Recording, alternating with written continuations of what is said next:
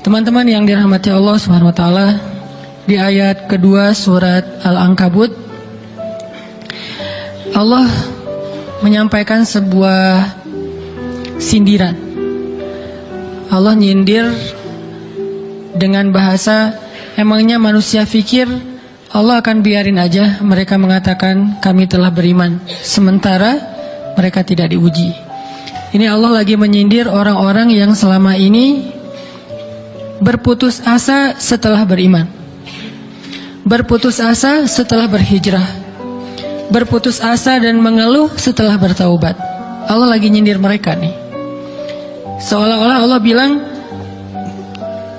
kenapa setelah kalian beriman malah kalian masih berkeluh kesah? Kenapa kalian setelah bertaubat malah menjadi ragu kepada Allah? Kenapa kalian setelah berhijrah malah jadi labil? Bukankah harusnya setelah kalian menyatakan kami taubat, kami hijrah, kami beriman, harusnya iman kalian makin mantap? Dan bukti bahwa iman kalian mantap apa? Bahwa ketika kalian diuji, kalian sama sekali tidak goyah. Jadi Allah Subhanahu wa taala seolah-olah mengatakan bahwa ujian adalah tabiat iman. Bahwa ujian adalah tabiat iman. Bisa diuji dengan ujian yang kita tidak suka, bisa juga diuji sebaliknya dengan ujian yang kita suka. Bisa diuji dengan ujian yang sifatnya fisik, bisa diuji dengan ujian yang sifatnya harta, bisa juga diuji yang lebih berat lagi dengan ujian yang sifatnya perasaan. Yang jelas, semuanya diuji. Bisa diuji dengan ujian musibah, bisa juga diuji dengan godaan-godaan dari syaitan yang melalui hawa nafsu kita. Bisa diuji dengan kemarahan, dipancing oleh orang lain untuk marah, dipancing di sosmed untuk ngebalas komen-komen mereka, dipancing untuk berdebat, dipancing untuk akhirnya kita saling menjudge, saling menjatuhkan, saling menjelekkan. Ini semuanya bentuknya ujian. Makanya Allah Subhanahu wa taala mengatakan di pembukaan surat Al-Ankabut, kalau ujian itu adalah tabiat iman. Ujian dan keimanan itu nggak bisa dipisahkan. Apa hubungan antara iman dengan sabar? Sehingga Allah Subhanahu wa taala menilai keimanan seseorang itu dengan cara mengujinya. Apa hubungan antara iman dengan sabar? Ternyata ciri yang paling jelas orang yang imannya baik adalah sabarnya. Makin baik imannya, harusnya makin kuat kesabarannya. Jadi orang yang paling beriman itu tidak dilihat dari wawasan agamanya. Itu lebih kepada orang yang berwawasan luas, yang ilmunya banyak. Tapi belum tentu orang yang wawasannya luas adalah orang yang paling baik imannya, belum tentu. Bukankah iblis itu wawasannya luas? Dia mengerti banyak hal yang bahkan kita nggak ngerti. Iblis ngerti tentang dunia di langit. Iblis mengerti tentang alam yang ada di surga, alam yang ada di akhirat. Iblis tahu, bahkan udah masuk surga. Jadi ilmu iblis lebih banyak daripada kita sekarang. Tapi kenapa iblis malah tidak sebanding antara ilmunya, wawasannya dengan ketakwaan dan kesolehannya? Karena iblis tidak sabar dengan sebuah ujian. Ujian iblis apa? Eksis. Itu ujiannya iblis. Dia udah lama eksis, followersnya banyak. Setiap dia posting, orang berlomba-lomba jadi first like. Setiap dia posting, di repost rame-rame. Di YouTube viral. Channelnya tuh paling banyak subscribersnya. Iblis. Coba cari nanti di YouTube iblis, ada nggak channel? Itu udah viral banget loh, eksis banget. Tiba-tiba datang pendatang baru. Muncul pendatang baru. Pendatang baru ini tiba-tiba melejit. Followersnya langsung nambah, kejar-kejaran, akhirnya disalib. Pas lagi kayak gitu, dia nggak kuat dengan ujian nama besar, ujian eksistensi, ujian popularitas, ujian siapa yang lebih dihargai, ujian-ujian kayak gitu. Sama kayak kita kadang-kadang ngerasa udah banyak jasa dalam sebuah organisasi, udah banyak jasa dalam sebuah komunitas, udah banyak jasa dalam sebuah lingkungan, masjid, sekolah, organisasi, teman-teman kita yang paling sering berkorban.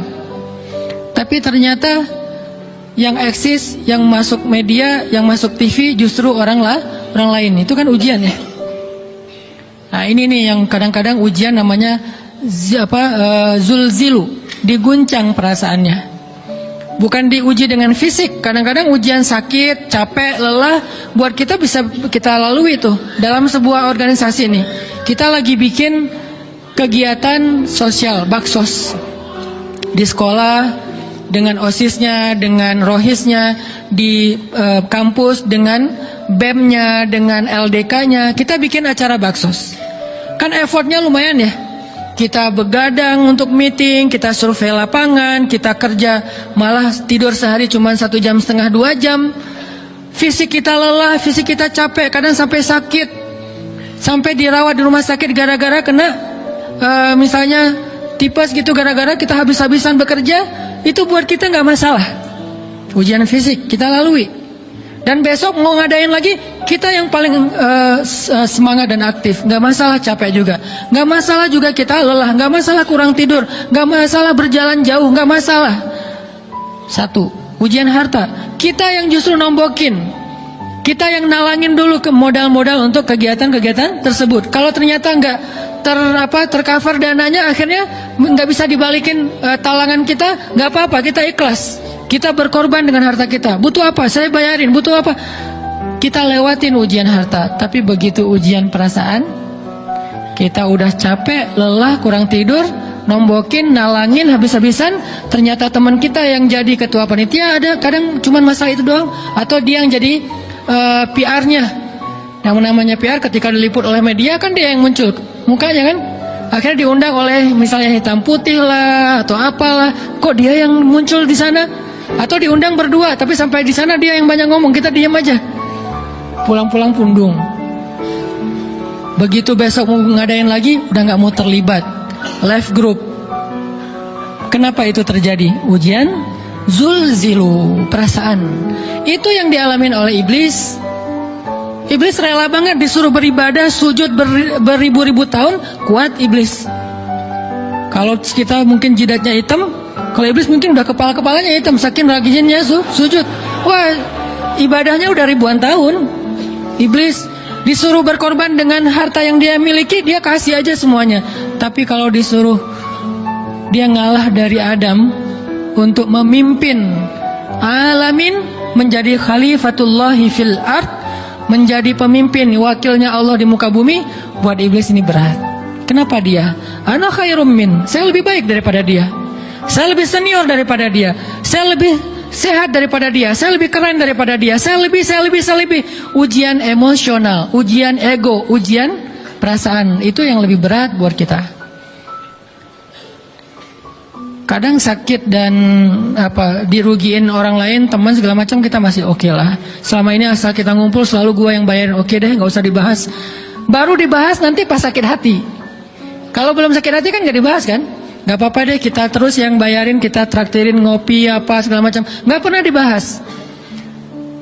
Kebersit sih di benak kita, cuman nggak mau dibahas. Kenapa? Udahlah biarin aja, easy going. Kemudian kayak kita yang capek harus rempong sana kemari segala macam, selalu acaranya di rumah kita, akhirnya kita yang bayarin, kita yang rempong, nyiapin segala macam, bebersih sendiri. Tapi begitu ada yang nyakitin perasaan kita sedikit aja, semua itu balik lagi. Dari dulu ya. Nah, keluar kan? Kenapa? Dipancing oleh ujian perasaan. Jadi ternyata yang paling berat itu adalah zulzilu, diguncang perasaannya. Kita kadang-kadang habis-habisan buat seseorang, nggak masalah. Hujan-hujanan dia yang pakai jas hujan, kita nggak pakai apa-apa, nggak apa-apa. Sakit-sakitan juga, dikerok dan segala macam, biarin aja. Kalau perlu misalnya kalau bannya lagi kempes, dia naik Grab, kita dorong-dorong motor terus cari tempat segala macam sampai tengah malam, nggak apa-apa deh buat dia. Apa sih yang nggak buat kamu? Begitu dia selingkuh, keluar semuanya. Mulai list report keuangan. Wah, dulu sekian, sampai uang receh-receh juga dihitung kan ya. Kenapa bisa kayak gitu? Perasaan kan? Nah ini nih, yang kita coba belajar. Mungkin malam ini kita lebih banyak membahas tentang sabar terhadap ujian perasaan. Karena banyak macam-macam ujian. Nah, gimana kita memanage perasaan kita? Gimana cara kita merecovery perasaan kita dengan bab sabar? InsyaAllah nanti akan kita lanjutkan setelah selesai sholat isya. Barakallah. Bismillahirrahmanirrahim. Teman-teman yang dirahmati Allah Subhanahu wa taala, kita lanjutkan tentang masalah sabar. Terutama sabar zulzilu, ketika kita diuji dengan ujian ego, marah, perasaan, sakit hati, yang kayak gitu-gitu. Ini ujian jauh lebih berat daripada ujian fisik dan ujian harta. Termasuk rasa cinta, rasa benci, kadang itu menjadi ujian. Kenapa ujian? Bikin kita jadi tidak lagi logis, nggak realistis, dan kadang-kadang mengabaikan hal-hal nilai-nilai yang kita selama ini pegang sebagai satu kebenaran. Kita mengabaikan batasan-batasan syariat. Ini semuanya ujian dari Allah Subhanahu wa taala. Sehingga tidak disebut orang yang beriman kecuali ketika Allah Subhanahu wa taala melihat dia sabar dalam ujian. Kalau dia nggak sabar dalam ujian, malah di dalam pembukaan surat Al-Ankabut tadi Allah menggolongkan mereka termasuk orang-orang yang munafik. Apa arti yang orang munafik? Orang yang mengaku beriman tapi sebetulnya dia tidak beriman. Apa salah satu buktinya? Dia tidak sabar. Jadi kalau kita mau menilai diri kita mukmin atau munafik, dan ini bukan materi untuk menjudge orang lain, oh ternyata dia itu munafik, bukan. Lagi-lagi konsep kita belajar itu angle-nya untuk diri kita sendiri. Saya sangat tidak merekomendasikan kita belajar untuk mendapatkan kaca pembesar, mencari-cari kesalahan saudara kita. Tapi kita belajar untuk semakin bisa bercermin untuk menemukan aib dan kekurangan diri kita. Jadi semakin kita tahu ilmu agama, semakin kita tahu ayat dan hadis, semakin kita punya cerminan untuk menilai diri kita dan memperbaiki diri kita. Bukan nyari kaca pembesar untuk memperjelas aib-aib dan kesalahan orang lain. Kalau kita pengen menilai diri kita ini orang yang mukmin atau munafik, caranya lihat aja kita sabar nggak nih, terutama dalam masalah emosional. Dalam masalah ego, dalam masalah marah, dalam masalah hawa nafsu, dalam masalah perasaan cinta, dalam masalah benci, segala macam. Masih bisa nggak kita adil bahkan kepada orang yang kita benci? Adil kepada orang yang kita benci, adil kepada musuh sekalipun. Bahwa jangan sampai kita gara-gara nggak suka kepada seseorang, kita berlaku zalim kepada dia. Jangan. Ini berarti kita harus ngelawan ego kita sendiri. Ego untuk memaafkan orang lain, ego untuk bisa melupakan kesalahan orang lain, ego untuk bisa berlapang dada dengan hal-hal yang gak nyaman daripada orang lain. Ini adalah ujian yang paling berat. Di situ kita bisa lihat kita nih mukmin atau munafik. Kalau gak pernah sabar sama sekali dalam masalah ego, dalam masalah emosional, berarti jangan-jangan kita tergolong di antara orang-orang yang kata Allah, wa ma hum bimu'minin, mereka bukan orang yang beriman. Kata Allah di surah Al-Ankabut, mereka itu adalah wala ya'lamannallahul munafiqin, orang-orang yang munafik. Nauzubillah min dzalik. Kalau kita merasa pernah sabar terhadap emosi kita, sekarang kita lihat sesering apa kita sabar terhadap emosi kita.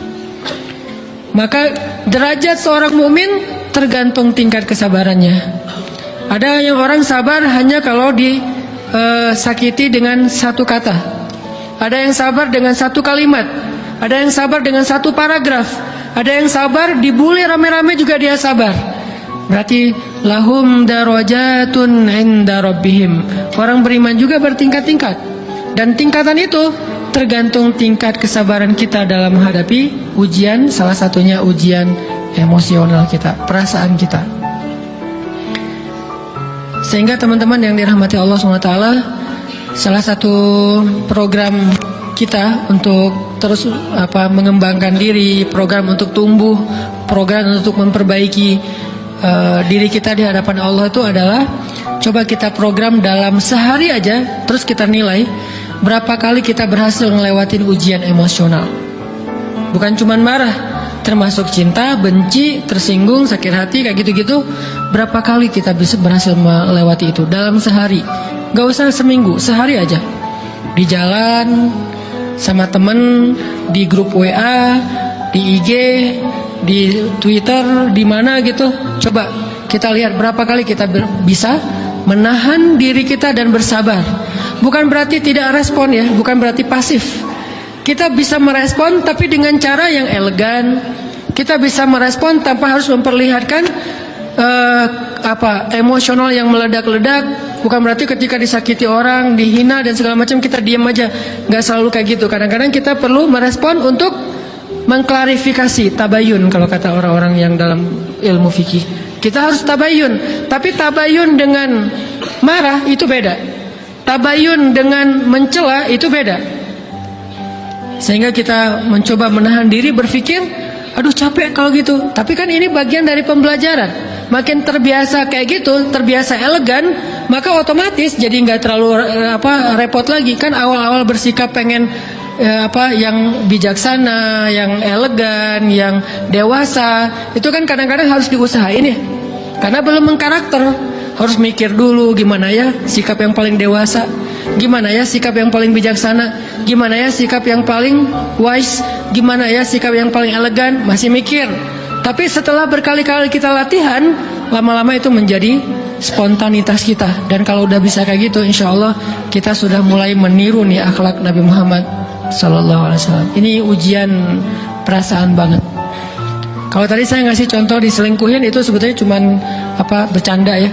Karena diselingkuhin ini pastinya bukan ujian, tapi musibah. Pengkhianatan ya, tidak ada tempat. Gimana kita ngelawan perasaan kita kalau lagi kayak gitu? Gimana kita ngelawan perasaan kita kalau lagi diuji? Gimana cara kita bersabar? Karena iman dan sabar itu bisa dibilang satu paket. Gak disebut orang beriman kalau gak sabar. Dan insya Allah orang yang sabar itu adalah ciri-ciri orang beriman. Gak mungkin disebut orang beriman kalau gak sabar. Kita pikir memang iman itu hanya ucapan. Kalau iman itu cuma ucapan, inna sholati wa nusuki wa mahyaya wa mamati lillahi rabbil alamin, gampang. Kalau iman itu cuma ucapan, hasbiyallah wa ni'mal wakil, gampang. Kalau iman itu cuma ucapan, la haula wa la quwata illa billah, gampang. Kalau iman itu cuma ucapan, iyyaka na'budu wa iyyaka nasta'in, gampang.